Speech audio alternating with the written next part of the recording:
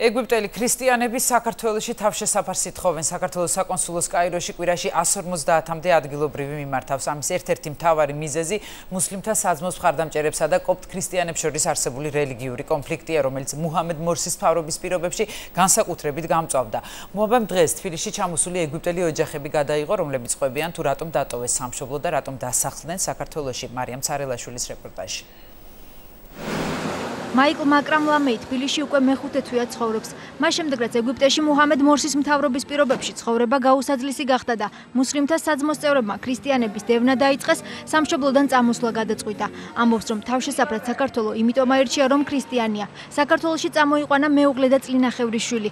თავს აქ უსაფრთხოდ გრძნობს. გახსნა საკუთარი რესტორანი და სამთვიანი ტურისტული ვიზის ხანგრძლივობა 1 წლამდე გააზრდებინა. ჩვენს ქვეყანაში პრობლემები გვაქვს. მე პირადად პრობლემები მქონდა მუსლიმურ საძმოსთან. როგორც იცით, პრეზიდენტი მორსიც ამ საძმოს წევრია. ისინი ბევრ პრობლემას ქმნიან არა მხოლოდ ქრისტიანებისთვის, არამედ ნორმალური მუსლიმებისთვისაც, რომლებთანაც ძალიან კარგი ურთიერთობა გვაქვს. სწორედ ისინი ურევენ სიტუაციას. ეგვიპტიდან გამოქცეული კიდევ ერთი ოჯახი ორი ბავშვით თბილისში თავს მათივე გახსნილი სასურსათო მაღაზიის შემოსავლით ირჩენს. ისინიც ქრისტიანი კოპტები არიან. ელოდებიან, როდის გამოსწორდება მძიმე სიტუაცია სამშობლოში, რომ მალე უკან დაბრუნება შეძლონ. მე ქრისტიანი ვარ, აი ჩემი ნიშანი. ჩვენს ქვეყანაში ცხოვრება შეუძლებელია. პრეზიდენტი მორსი ქვეყნის მტერია. მისმა რეჟიმმა გვაიძულა ქვეყანა დაგვეტოვებინა. მუდმივი პრობლემებია მუსლიმთა საძმოსთან. ამიტომ ჩამოვედით აქ, რომ შვილები უსაფრთხოდ გყავდეს.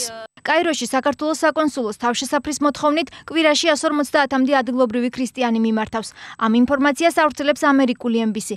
ნიუსის პროდიუსერი საკუთარ სტატიაში წერს, რომ ათასობით კოპტი ქრისტიანი თავშესაფარს შეერთებულ შტატებსა და ევროპის ქვეყნებში ეძებს, მათ შორის საქართველოშიც.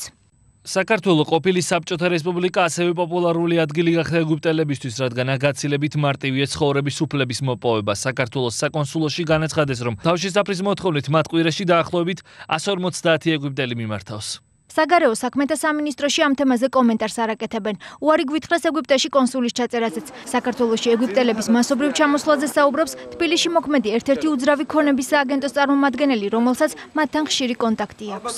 დაზუსტებული ციფრები არ ვიცი, მაგრამ ყოველ შემთხვევაში კვირაში ერთი დღე დაფრინავს თვითმფრინავი, რომელიც ჩამოდის ხოლმე გატენილის ეგვიპტიდან. კაირო თბილისი და მაგის გარდა კიდე დაფრინავენ თურქეთიდან. ეს არის დაახლოებით ნოემბრის თვიდან. რაც მასიურად დაიწყეს აქ ჩამოსვლა. ზოგი ჩამოვიდა, იყიდან გახსნა რაღაცა, წავიდა, მაგრამ ის ვიზა აქვს და ისევ დაბრუნდება უკან აუცილებლად.